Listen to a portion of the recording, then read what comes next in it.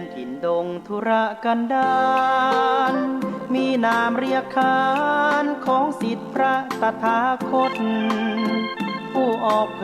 ยแผ่ธรรมะแก่ทุรชนมิให้มองมนปลดทุกข์ด้วยทางธรรม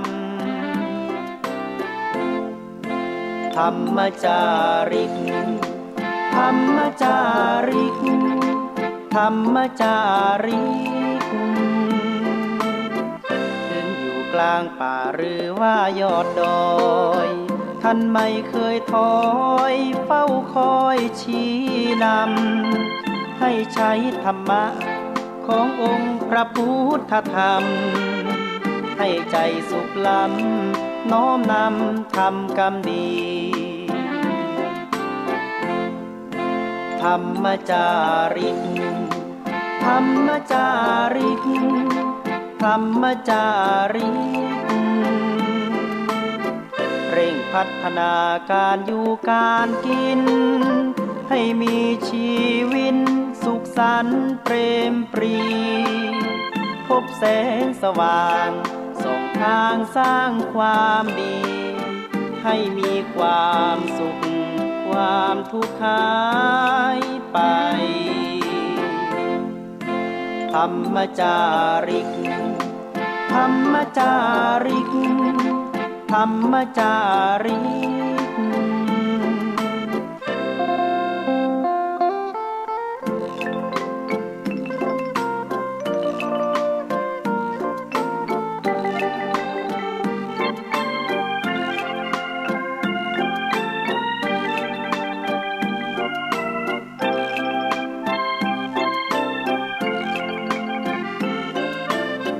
เร่งพัฒนาการอยู่การกินให้มีชีวิตสุขสันต์เปรมปรีพบแสงสว่างส่องทางสร้างความดีให้มีความสุขความทุกข์หายไปธรรมจาริกธรรมจาริกธรรมจาริกธรรมจาริกธรรมจาริกธรรมจาริกธรรมจาริก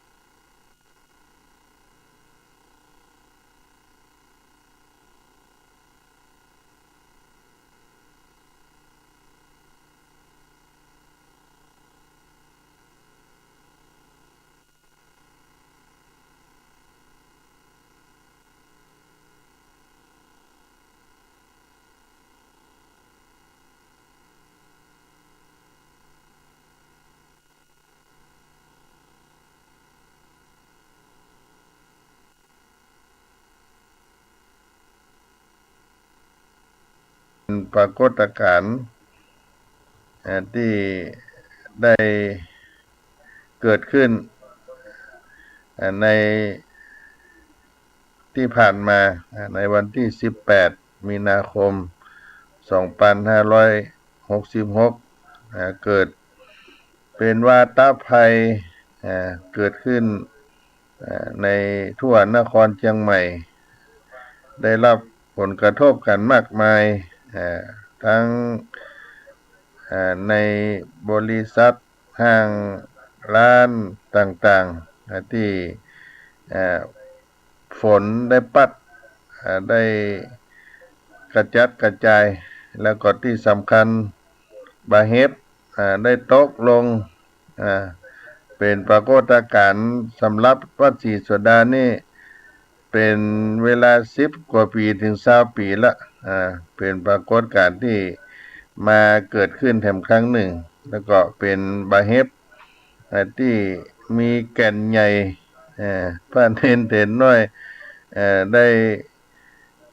ลบกันอยู่ในกุฏิญาติโยมแล้วก็เกิดความเสียหายพอสมควรที่วัดศรีโสดาพระอารามหลวงแห่งนี้ตั้งศาลาธรรมสีสมเด็จต้นไม้บ่มม่วงต้นไม้ใหญ่ก็ก้นทับถนนลงใส่หลังคาศาลาสีสมเด็จสายไฟปาดกับกิ่งไม้ใหญ่เกิดความเสียหาย2-3 วันนี้ก็ยังเพี้ยวกันยังบัดแล้วดีเตื้อไปตังพระธาตุเจดีย์ตะวันออกวัดศรีโสดาไม้สลีโพธิก็ก้นลงใส่พระธาตุแต่ว่าไปตกใส่ชัดกำแพงแก้วได้ก้นได้หักลงไปทำให้เกิดความเสียหายพอสมควรใบไม้ก็นักเต็มวัดบางที่ก็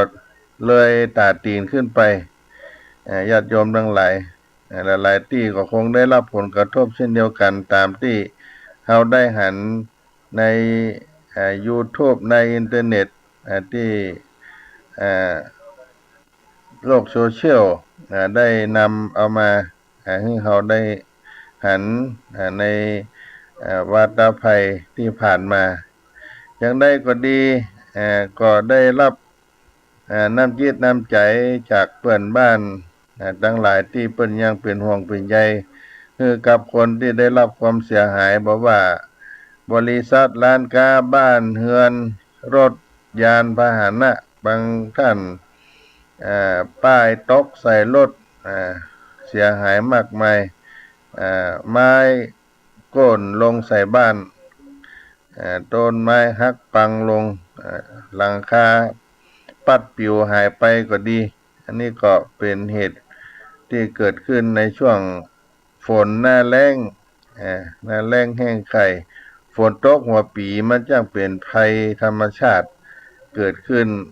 แล้วก็เป็นพายุที่เพิ่นกล่าวกันบางทีเขาก็บ่ได้คาดหมายก็ขอ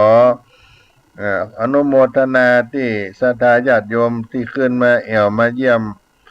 วัดศรีโสดาพระอารามหลวงที่ได้รับความเสียหายวันนี้สำนักงานพระพุทธศาสนาจังหวัดเชียงใหม่ก็ขึ้นมาตรวจราชการดูความเสียหายมีทางอันใดที่จะช่วยจะสนับสนุนการซ่อมแซมบูรณะพระอารามก็อนุโมทนาไว้ในโอกาสนี้ด้วยแล้วก็ขอให้กำลังใจครับสหธรรมเพื่อนบ้านที่ได้รับความเสียหายว่าทั้งสถานอาคารของใจส่วนตัวต่างๆก็ให้กำลังใจซึ่งกันและกันสืบไปวันนี้ก็จะได้นำเอาสุภาษิตโบราณล้านนาได้เอามาปั่นมาฝากกันเป็นประเพณีเบื้องต้นเนี่ยก่อนเนาะในสุภาษิตล้านนาไทยเอามาปั่นมาฝากพี่น้องท่านคนฟังที่ได้มีใจหูมในธรรมะได้ฟังธรรมกันมาตลอด24 ชั่วโมง นำเอาบทสุภาษิตล้านนาไทยในบทที่ว่าหม้อบ่ฮ้อนบ่ใจเป็นแต่ไหมันเป็นแต่ไฟตีลนก้นหม้อหม้อบ่ฮ้อนบ่ใจเป็นแต่ไหมันเป็นแต่ไฟตีลนก้นหม้อที่หม้อบ่ฮ้อนบ่ใจเป็นเพราะไหแต่เป็นเพราะไฟที่ลนก้นหม้อต่างหากในความหมายสุภาษิตล้านนาไทยในบทนี้ก็มีว่าอันอย่างจะเกิดขึ้นก็ต้องเป็นเหตุปัจจัยที่เป็นเหตุผลรับกันอย่าไปโต้สิ่งที่บ่มีเหตุผลรับกันหรือคัดกัน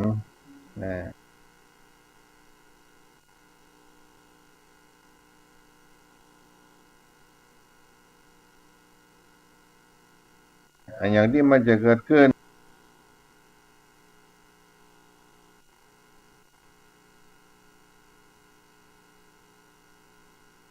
สอนใน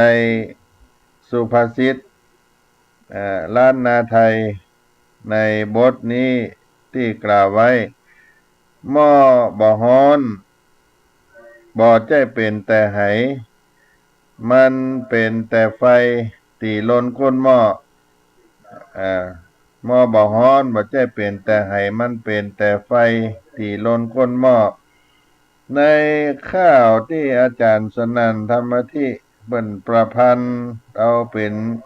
ข้าวสุภาษิตในบทนี้เอาไว้ว่าอันหม้อบ่ฮ้อนใจเป็นแต่ไหมันเป็นแต่ไฟตีลนก้นหม้อคือเหตุปัจจัยเป็นไปตามข้อก็สมเปิงปอตั้นค้อนบ่มีไฟลนก้นหม้อบ่ฮ้อนบ่มีไฟลนก้นหม้อบ่ฮ้อนใจไหหาป้อนไฟห่มจุ้งก้อยวินิจปฏิบัติสมเหมือนข้าวกำคมโบราณตั้งอันหม้อ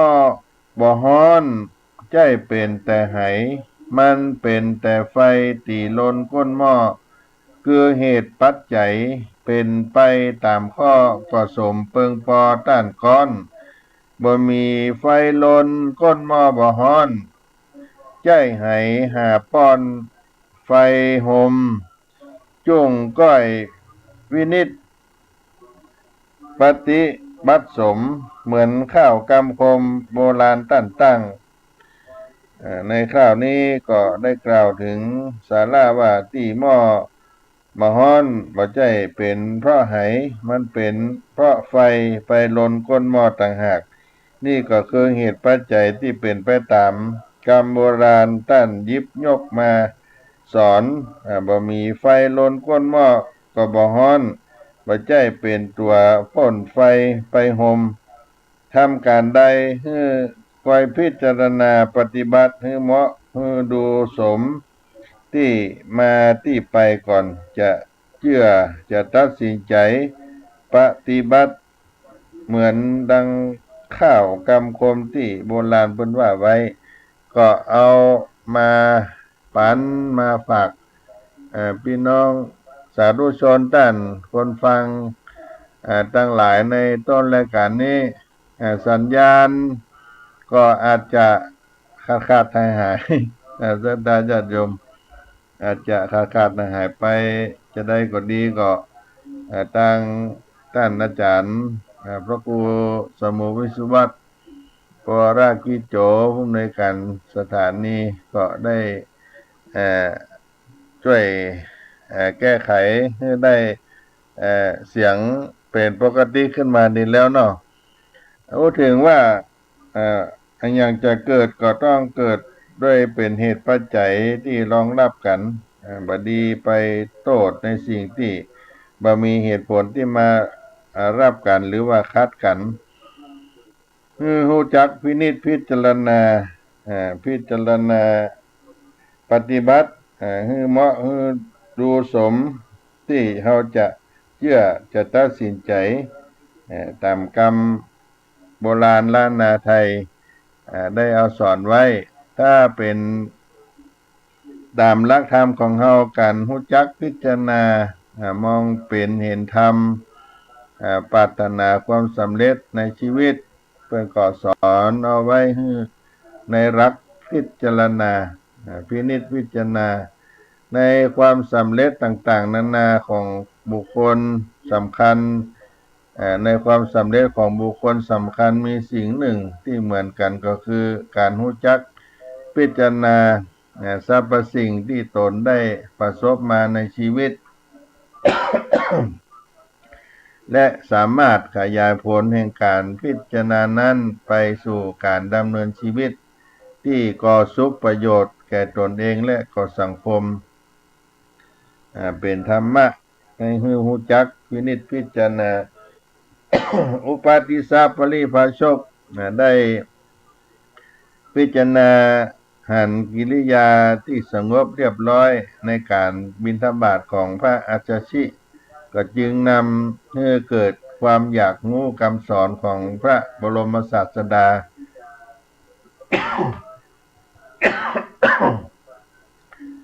ที่พระอาจารย์ได้นับถือ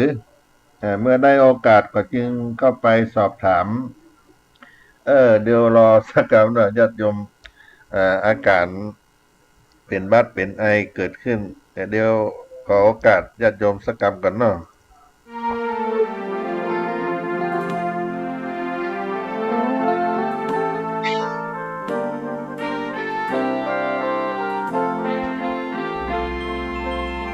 ดินแดนถิ่นดงธุรกันดา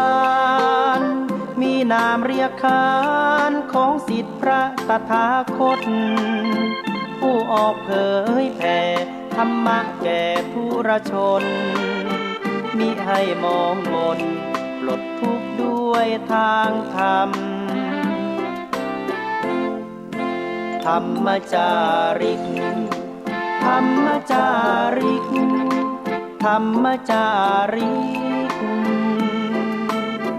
ถึงอยู่กลางป่าหรือว่ายอดดอย ท่านไม่เคยถอยเฝ้าคอยชี้น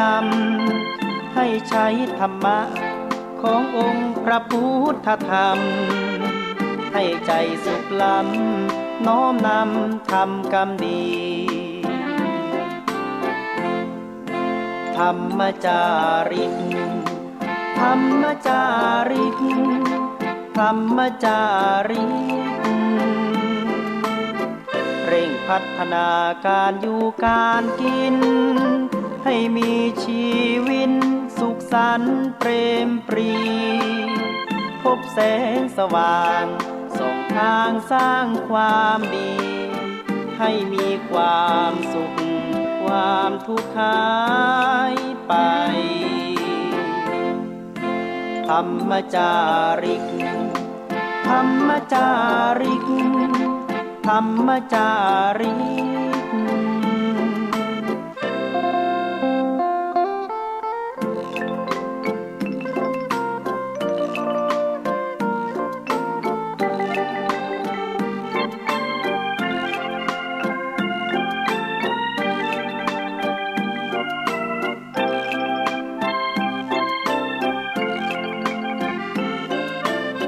เร่งพัฒนาการอยู่การกิน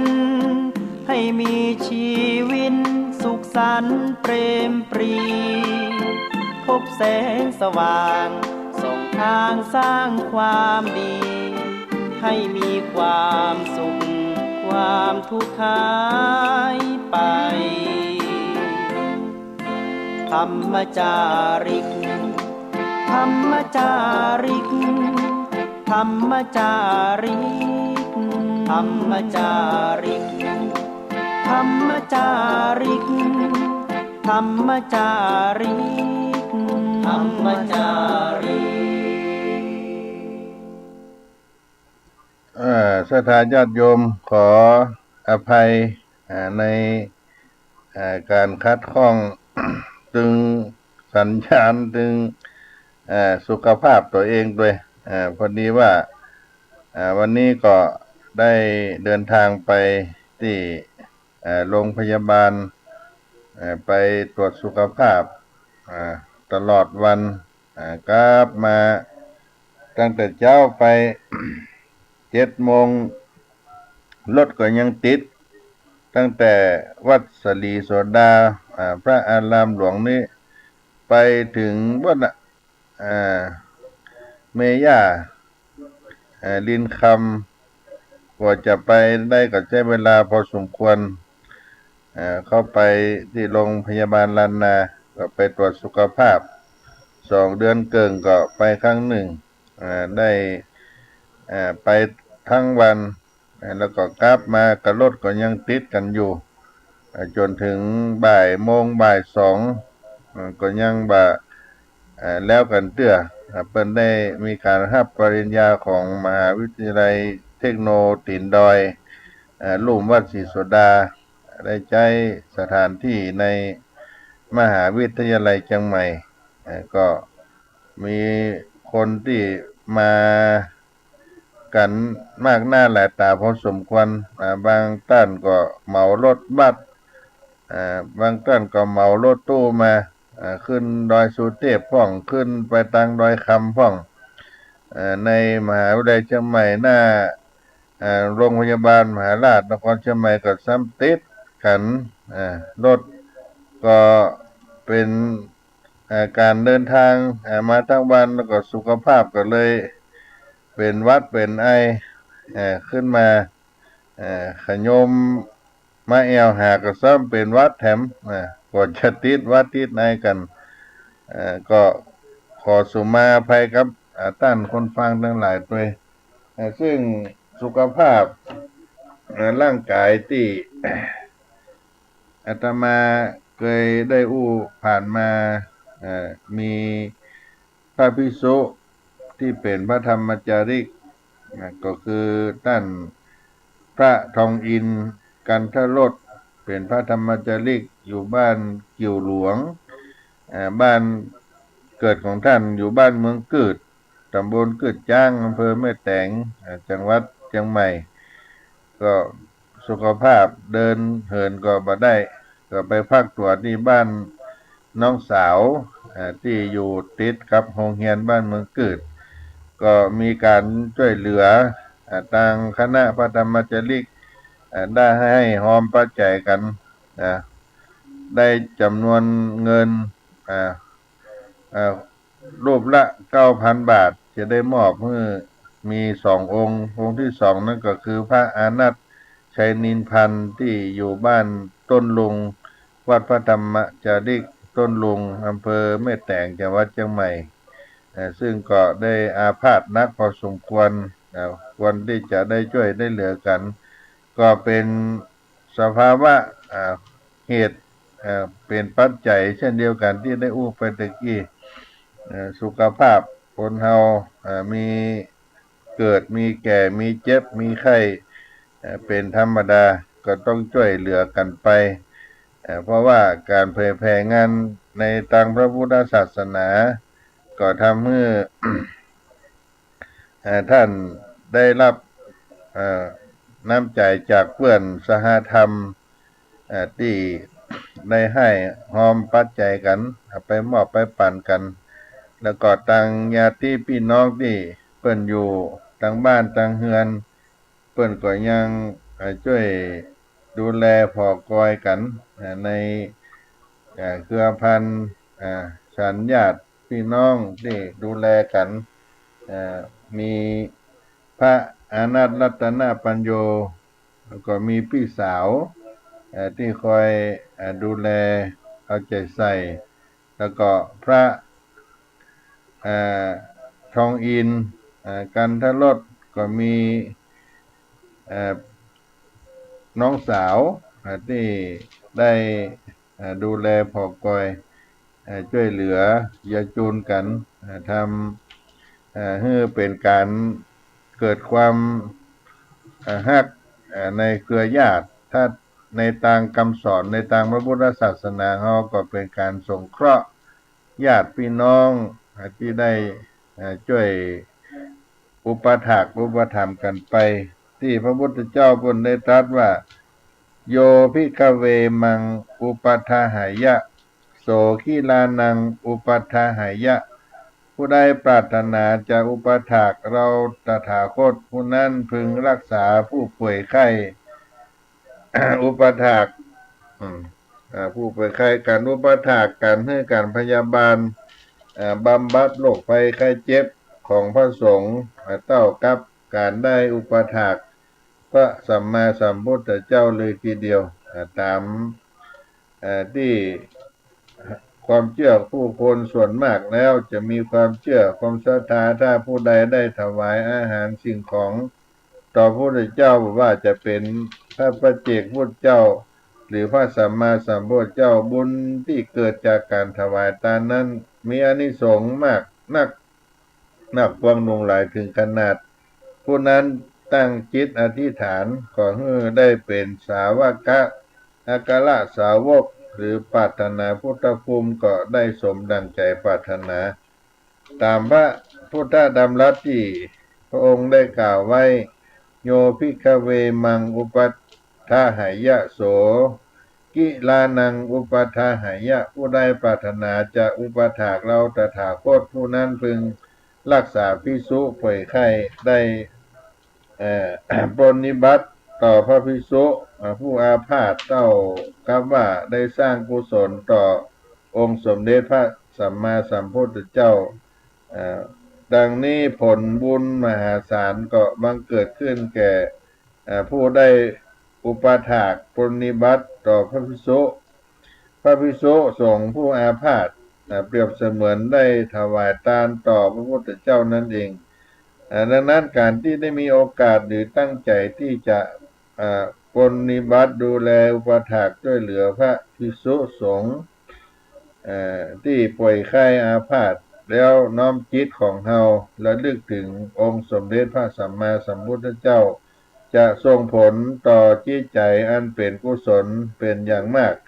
และอานิสงส์ดังกล่าวนั้นบุญจากการอุปถากพระพุทธสัมมาสัมพุทธเจ้าก็ย่อมมีกำลังกุศลมหาศาลหากได้ตั้งจิตอธิษฐานก็ขอให้เฮานั้นได้เจริญในธรรมในพระพุทธศาสนา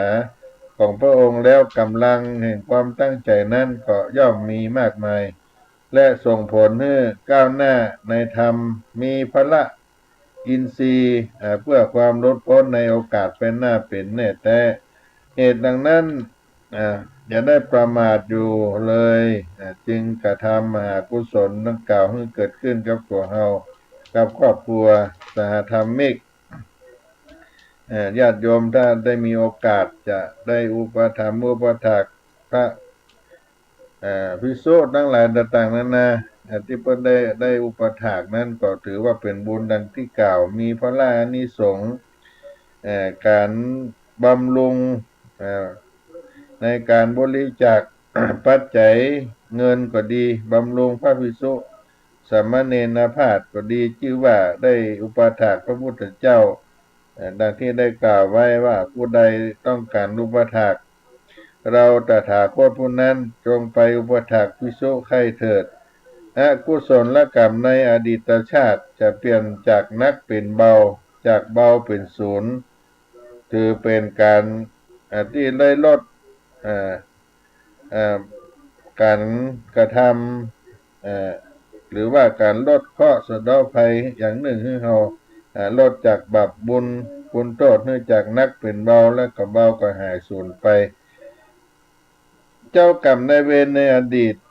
แต่ชาติเมื่อได้รับส่วนบุญนี้ก็จะเลิกจองกรรมจองเวรช่วยให้พ้นกรรมพ้นเวรถ้าเราได้อุปถากพระภิกษุผู้ได้ป่วยได้ไข้สามเณรก็ดีและสิ่งศักดิ์สิทธิ์ก็จะคุ้มครองเทวดาก็จะรักษาเมตตาปราณีต่อเฮาวิญญาณร้ายทั้งหลายก็บ่มาเบียดเบียนเฮาได้จิตใจสงบร่มเย็นบ่ฝันร้ายมีวันนะราศีผ่องใสสุขภาพแข็งแรงอายุมั่นยืนยาวไปบ่ได้เจ็บป่วยไข้ในอาการ ที่เขาได้ดูแลได้อุปถัมภ์พระภิกษุ ที่ได้ใคร่คุณธรรมเจริญมั่นคงปฏิบัติธรรมก็จะก้าวหน้าสติปัญญาก็จะเกิดบ่พลาดพลาดจากคนที่ฮักของฮักก่อนเวลาอันควรชื่อว่าได้การบำรุงพระพุทธศาสนาให้มั่นคงยั่งยืนพระภิกษุสามเณรได้มีอายุยืนขึ้นไปพระพุทธศาสนาก็มีอายุยืนยาวไปเพราะท่านทั้งหลายเหล่านั้นเป็นผู้สืบทอดอายุพระพุทธศาสนาถือเป็นการทำทานมหาทานอย่างหนึ่งเป็นการอุปถากบำรุงแก่พระภิกษุผู้ป่วยไข้จะนักจะน้อยเพียงใดก็ตามจะไร้ญาติขาดมิตรเวลาชราเวลาเจ็บไข้ก็จะมีบุคคลที่ได้มาคอยดูแลช่วยเหลือ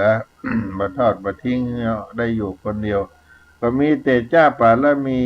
มียศมีวาสนาได้เป็นใหญ่เป็นโตบ่มีภัยได้ข่มขี่เบียดเบียนได้จะเป็นที่ฮักแก่คนทั้งหลายไปที่ใดก็จะมีคนช่วยเหลือเกื้อกูลบ่ถูกปล่อยให้คัดข้องในเรื่องทั้งปวงจะมีสมบัติและก็สมบัติจะบ่ถูกทำลายโดยธรรมชาติจะได้พบอริยสงฆ์ได้พบพระอรหันต์ในอนาคตการจะได้ฟังธรรมจากพระอริยเจ้าได้เข้าถึงธรรมโดยง่ายจะได้พบครูบาอาจารย์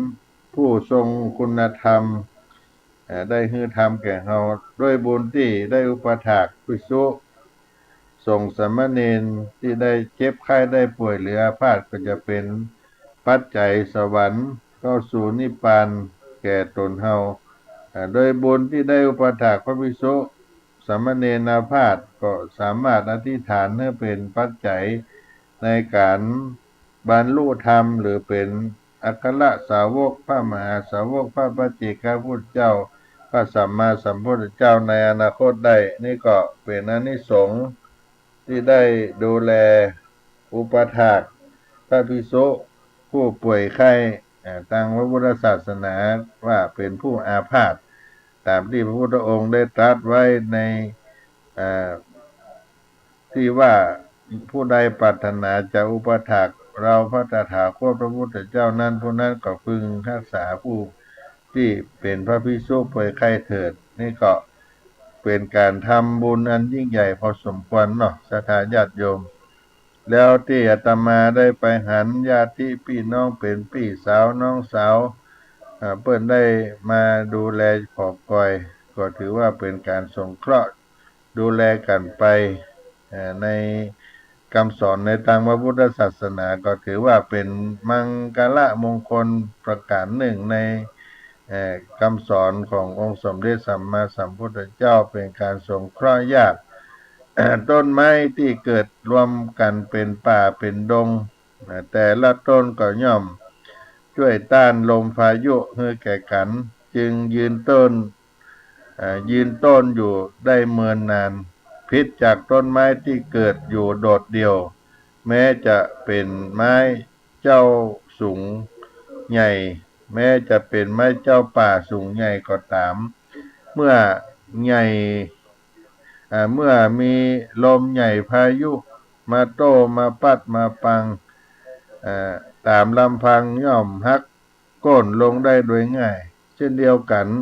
คนที่มีญาติอยู่พร้อมหน้าก็ย่อมมีผู้คอยช่วยเหลือต้านทานมรสุมชีวิตให้ผ่อนนักเป็นเบาและเมื่อเราทำดีมีสุขทางเจริญก้าวหน้าก็มีคนให้การสนับสนุนก็เป็นการสงเคราะห์ญาติคำว่าญาติแปลว่าคนคุ้นเคยคนใกล้ชิดหนึ่ง เป็นญาติเป็นภัยเป็นผู้คุ้นเคยคนใกล้ชิดบุคคลที่คุ้นเคยและวางใจกันได้มีสองประเภทได้แก่หนึ่งญาติทางโลกแบ่งเป็นสองจำพวกก็คือโดยสายโลหิตพ่ออุ้ยแม่อุ้ยปู่ย่าตายายลุงป้าน้าอาพี่น้องหลานเหลนหลนเหล่านี้เป็นต้นสำหรับพ่อแม่ ลูกภรรยาสามีถือว่าเป็นคนใกล้ชิดเรามากที่สุดและขอให้ยกไว้ต่างหากเพราะเรามีหน้าที่จะต้องปฏิบัติต่อบุคคลเหล่านี้ต่างกันออกไปญาติโดยใกล้ชิดที่คุ้นเคยเป็นเพื่อนสนิทอันที่สองสนิทสนมกับเราโดยตรงหรือสนิทสนมกับญาติทางสายโลหิตของเราก็เป็นอันที่หนึ่งมีสองประการเป็นญาติทางโลกญาติทางสายโลหิตญาติทางความใกล้ชิดคุ้นเคยอันที่สองญาติทางธรรมญาติทางธรรมก็หมายถึงผู้เป็นญาติพ่อเหตุสี่ประการก็คือเป็นญาติพ่อบวชให้เป็นภิกษุเป็นญาติพ่อบวชให้เป็นสามเณรเป็นญาติพ่อให้นิสัยที่พระอุปัชฌาย์ให้แก่ศิษย์ได้ขอนิสัยแล้วก็อันสุดท้ายเป็นญาติพ่อสอนธรรมะให้นี่เป็นเรียกว่าญาติทางธรรมมีสองอย่างญาติทางโลกญาติทางธรรมคนรู้จักกันที่เรียกว่าญาติปัจจัยเพียงรู้จักตัวปัจจัยเพียงรู้จักว่าเวลานี้เขาจะช่วยอย่างเขาพ้องแต่จะต้องมีใจผูกพันกับผู้ที่ตนได้นับถือเป็นญาติเสมอแม้แยกย้ายกันไปก็อยากจะรู้ข่าวคราวว่าผู้นั้นทุกข์หรือว่าสุขหากได้เดือดร้อนก็จะพร้อมช่วยกันสงเคราะห์กันอย่างนี้เราเรียกว่าญาติที่แท้ต้องมีใจผูกพันทั้งต่อหน้าและรับหลังถ้ารู้จักกันเพียงผิวเผินจากไปแล้วก็แล้วกันไปอย่างนี้ก็ยังมานับเป็นญาติกันเตื้อยิ่งถ้าคนรู้จักมากคนกันนั้นดีกับเฮาเฉพาะยามเฮาเจริญกรรมก็พี่สองกรรมก่อนน้องแต่พอเฮาเพียงพามลงจักหันมาเล่นแง่จะแล่เอาเนื้อเอาเถื่อเอาหนังเฮาคนอย่างนี้ก็บ่ใช่ญาติแน่นอนวิธีที่เฮาจะพิจารณาว่าไผเป็นญาติเฮาก็ดูได้ง่ายๆก็คือไผก็ตามที่เมื่อรู้ว่าเฮาเจ็บไข้ได้ป่วยคนนั้นก็มาดูแลมาเยี่ยมมาเยือนเฮาแม้ยามที่เฮาปราศจากลาภยศตำแหน่งหน้าที่การงานนั้นมีเกียรติก็ยังปฏิบัติตนต่อเฮาเสมอต้นเสมอปลายหรือถ้าเฮาตายก็พร้อมจะไปช่วยเหลือจนถึงการเผาการจี้เฮาไปนั่นก็ถือว่าเป็นญาติที่แท้จริงที่มีความผูกพันกับเฮาลักษณะญาติที่จะควรสงเคราะห์นั้นหนึ่งเป็นคนที่จะพยายามช่วยเหลือตนเองก่อนแล้วต้องเต็มที่บ่ใช่มีอย่างก็วิ่งมาหาถ้าเดียวงอมืองอเท้าบ่ยอมช่วยเหลือตนเองอันที่สองนั้นรู้จักทำตัวให้น่าช่วยเหลือมีความประพฤติที่ดีบ่ยุ่งเกี่ยวกับอบายมุขมีสัมมากัลวะมีความอ่อนน้อมถ่อมตนมีน้ำจิตน้ำใจอกอ้อมอารีอันนี้ลักษณะญาติที่ควรจะสงเคราะห์มีอยู่สองประการเวลาที่จะให้การสงเคราะห์ช่วยเหลือญาตินั้นเพิ่นก็กล่าวไว้อยู่7อย่างหนึ่งเมื่อยากเมื่อยากจนที่เพิ่งมาได้ก็ควรสงเคราะห์สองเมื่อขาดทรัพย์สินเงินทองในการทำมาค้าขายก็ช่วยเหลือกันไปเมื่อขาดยานพาหนะการดำเนินชีวิตก็ช่วยเหลือกันไปขาดอุปกรณ์ทำมาหากินก็ช่วยกันไปเมื่อเจ็บไข้ได้ป่วยก็มาพอมาคอยช่วยเหลือกันไปเมื่อคราวมีธุระการงานก็มาช่วยมาอุปถัมภ์กันไปและอันสุดท้ายเมื่อคราวถูกใส่ความมีคดีอย่างใดก็มาช่วยมาเหลือกันไปนี่ก็เป็นกาลเวลาสถานการณ์ที่ควรจะสงเคราะห์ญาติเรื่องการสงเคราะห์ญาติว่าง่ายก็เหมือนยากคันจะว่ายากก็เหมือนง่ายคนที่ละทิ้งญาติพี่น้องจนตัวเองเสียผู้เสียคนไปก็มี คนที่สงเคราะห์ญาติพี่น้องจนตัวเองแทบตายทั้งเป็นก็มีนักเรื่องนี้ก็ต้องมีขอบเขตมีวิธีการที่เหมาะสมว่าใจว่าไปทำอย่างให้ญาติแล้วจะดีเสมอไปศรัทธาญาติโยมทั้งหลายวิธีที่ได้สงเคราะห์ญาติทั้งโลกความมุ่งหมายของการสงเคราะห์ญาตินั้นอยู่ที่การผูกสามัคคีรวมน้ำใจเพื่อเป็นปึกแผ่นโดยใจรักสังคหะวัตถุทั้งสี่ในการเฮือตานเป็นต้นเอื้อเฟื้อแบ่งปันแบ่งกินแบ่งใจเฮือของเมื่อเอาไปเยี่ยมไปเยือนในการเฮือตานประเพณีเกิดขึ้นหรือว่าเฮือชนในการทำมาหากินเหล่านี้เป็นต้นอันที่สองนั้นปิญญาวาจาอู้จาต่อกันด้วยคำอ่อนคำหวานคำสุภาพอ่อนโยนพ่อเว้ยแม่เว้ยพ่อหม่อนแม่หม่อนลุงป้าน้าอาเหล่านี้เป็นต้นเป็นภาษาที่เคารพนับถือกันเป็นพี่เป็นน้องก็ใจกำอู้กำจาที่มนที่งานถึงจะโคตรจะเครื่องคัดอกคัดใจกันก็มาถึงกับได้แจ้งจักฮักดุกนินตาว่าร้ายกันอันที่สามเป็นทำตัวให้เป็นประโยชน์แก่ญาติก็คืออัตถจริยาช่วยเหลือเมื่อมีธุระการงานจัดงานเป๊กตู้บวชพระกินแขกแต่งงานก็ไปช่วยกันการเป็นการตายก็ไปช่วยกันนี่ก็เป็นทำตัวให้เป็นประโยชน์กับญาติอันที่สี่วางตัวกับญาติให้เหมาะสมกับฐานะเรียกว่าสมานัตตามุ่งเหมาะสมกับฐานะตำแหน่งเหตุการณ์สิ่งแวดล้อมที่เคารพญาติผู้ใหญ่เอ็นดูญาติผู้น้อยเสมอต้นเสมอไปเคารพผู้ใหญ่เอ็นดูผู้น้อยร่วมทุกข์ร่วมสุขบัดละบัดทิ้งกันไปในการสงเคราะห์ญาติในสังฆาวัตถุทั้งสี่ประการแล้วก็วิธีสงเคราะห์ญาติในทางธรรมก็จักจวนญาติให้ฮู้จักการบุญการกุศลให้กินให้ทานรักษาศีลเจริญเมตตาภาวนาให้ตั้งอยู่ในศรัทธาได้นำธรรมะมาปั่นมาให้จักนำเข้าสู่พระพุทธศาสนานำในการปฏิบัติธรรมเหล่านี้เป็นต้นนี่เป็นการสงเคราะห์ในทางธรรมการสงเคราะห์ญาตินั่นก็เป็นความดีเป็นมงคลแก่ผู้ทำแต่ทั้งนี้ต้องทำตามวิถีทางที่ถูกต้องคือต้องบ่เอาการช่วยเหลือญาติพี่น้องมาทำให้เสียความเป็นธรรมะในหน้าที่ของตนเองต่างฝ่ายญาติพี่น้องซึ่งเป็นผู้ขอรับความช่วยเหลือก็ยิ่งต้องคิดให้นักคิดให้มากถ้าฮักกันแต่ฮักกันจริงก็บ่สมควรที่จะไปขอร้องญาติพี่น้องที่มีอำนาจหน้าที่ให้เขาทำผิดช่วยเหลือในทางที่แบบเป็นธรรมอย่าขอร้องหรือแม้แต่จะทำให้เขาได้ต้องกังวลใจที่จะมาทำความผิดเพื่อผลประโยชน์ของเขาการขอร้องญาตินั้นบาพิศีลบาพิธรรมการขอร้องญาตินั้นบาพิศีลบาพิธรรมบาเสียหายมารยาทแต่อย่างใด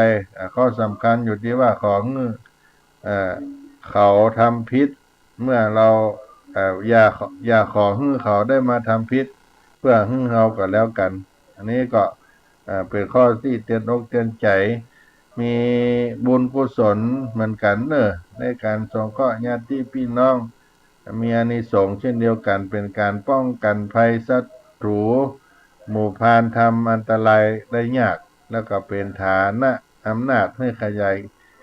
กิจการงานได้ใหญ่โตขึ้นเป็นบุญเป็นกุศลเป็นเครื่องยึดเหนี่ยวน้ำจิตน้ำใจกันทำให้สนิทสนมคุ้นเคยกันทำให้เกิดความสามัคคีกันทำให้เกิดความจงรักภักดีต่อกันทำให้ได้มีตระกูลมั่นคงใหญ่โตขึ้นทำให้มีญาติมากพบทุกชาติเป็นแบบอย่างที่ดีต่ออนุชนคนไปหลังและก็เป็นการสร้าง สิ่งแวดล้อมที่ดีให้เกิดขึ้นเป็นเหตุให้เกิดความสันติสุขไปทั่วโลกตระกูลใดที่หมู่ญาติได้รับความ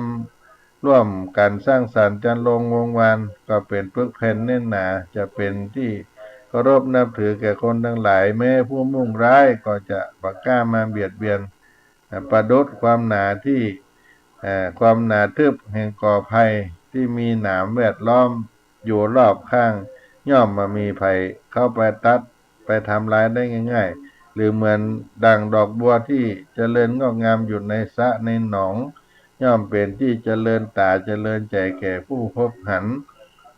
การสงเคราะห์ญาติก็เอาเป็นธรรมะเอามาปั่นมาฝากพี่น้องท่านคนฟังทั้งหลายที่ได้กล่าวไว้ในเบื้องต้นว่าต้นไม้ที่เกิดรวมกันเป็นป่าดงแต่ละต้นย่อมช่วยต้านลมพายุให้แก่กันจึงยืนต้นอยู่ได้เมินนานพิษจากต้นไม้ที่เกิดอยู่โดดเดี่ยวแม้จะเป็นไม้เจ้าป่าสูงใหญ่ก็ตามเมื่อโต้พายุตามลำพังก็ย่อมหักโค่นลงโดยง่ายเช่นกันคนที่มีญาติอยู่พร้อมหน้าก็ย่อมมีผู้ช่วยเหลือต้านทานมรสุมชีวิตผ่อนนักเป็นเบาและเมื่อเราทำดีมีสุขทางเจริญก้าวหน้าก็จะมีคนสนับสนุนต่อเราสืบไปก็นำเอามามาจาเนื่องด้วยที่ได้มีญาติพี่น้องพระธรรมจาริกได้เข้าไปช่วยเหลือไปอุปถากกันยามเจ็บไข้ได้พยาธิเป็นบุญเป็นกุศลที่อาตมาภาพได้นำเอามามาจาพี่น้องทั้งคนฟังการทำงานของพระธรรมจาริกนี่ศรัทธาญาติโยมอย่างอาตมาภาพขึ้นป่าขึ้นดอยไปก็ต้องใช้เวลาขึ้นไปบางครั้งก็ต้องไปช่วยเหลือกันสงเคราะห์กันเป็นญาติตั้งธรรมหลายที่หลายแห่งญาติโยมที่เปิ้นได้เคยขึ้นไปบนป่าบนดอยเปิ้นก็สนับสนุนในด้านเครื่องใจอุปโภคบริโภคบางทีด้านก็สนับสนุนในด้านปัจจัยเพราะการเดินทางก็จะต้องใช้ยานพาหนะน้ำมุกน้ำมันขึ้นไปถึงบ้านป่าบ้านดอยไปต้องนำเอาสิ่งของไปปั่นไปฝากให้กับคนที่อยู่บนเขาบนดอยกำลังอกกำลังใจซึ่งกันและกันมีน้ำคิดน้ำใจที่ดีที่งามต่อกันเกิดความฮักในเครือญาติทั้งตึงทั้งโลกทั้งธรรมที่ได้กล่าวไปนี่ก็เป็นบุญเป็นกุศลที่เราได้ทำกันไว้เป็นพละอานิสงส์ให้เราได้มีโอกาสที่จะได้นำสิ่งที่ดีมาใส่ตัวสุขโขปัญญาปฏิลาโภความได้ปัญญานำมาซึ่งความสุขจิตที่คิดดีมีแต่ความเมตตากรุณาให้อภัยทานกับผู้อื่นเสมอก็ย่อมนำสุขมาให้ใจก็หมดบัดใจก็หมดนั่นก็คือเวลาและจงใจชีวิตให้คุ้มค่าเมื่อเวลาที่ยังเหลืออยู่เอาทานเป็นทุนเอาบุญเป็นกำไรเอาความสุขใจเป็นรางวัลชีวิตอาตมาภาพก็ได้มาพบกับพี่น้องท่านคนฟังทั้งหลายถ้าท่านใดจะสนับสนุนการช่วยเหลือเพื่อประโยชน์สุขต่อพระธรรมจาริกหรือว่าพี่น้องบนป่าบนดอยก็ติดต่ออาตมาภาพได้จะเป็นเครื่องใจอุปโภคบริโภคสิ่งของและปัจจัยในการนำขึ้นไปสู่ป่าสู่ดอยในการเดินทางมีก้าน้ำมุกน้ำมันก้าอาหารการกินซื้อข้าวซื้อของเอาไปปั่นไปฝากไปเยี่ยมคนไข้ได้พยาธิเอาไปเยี่ยมคนทุกข์คนยากบนดอยมีตึงของมีตึงปัจจัยก็สามารถติดต่ออาตมาภาพด้านพระครูปัญญาสังฆการหรือด้านพระครูพรหมินทร์ ที่ได้สนองงานโครงการพระธรรมจริกรูปหนึ่งขึ้นไปเผยแผ่งานพระพุทธศาสนาในจรทะพิฆเว จาริกังพหุชนะหิตายะพหุชนะสุขายะ โลกานุกัมปายะภิกษุทั้งหลายเธอทั้งหลายจงจาริกไปเพื่อประโยชน์เพื่อความสุขแก่คนเป็นอันมากเพื่ออนุเคราะห์แก่ชาวโลกก็ติดต่ออาตมาภาพได้เนอะญาติโยมถ้าท่านใดอยากจะทำบุญกับคณะพระธรรมจาริกด้านพระครูปัญญาสังฆการก็จะเป็นสะพานบุญให้วันนี้เวลาการละก็จะหมดยังเวลาไปก็จะได้มาพบกันในวันพุธวันฮือต่อไปขอความผาสุกความสดดีจงมีแก่พี่น้องท่านคนฟังทั้งหลายจุผู้ในคนจัตตาโลธรรมาวัฏันติอายุ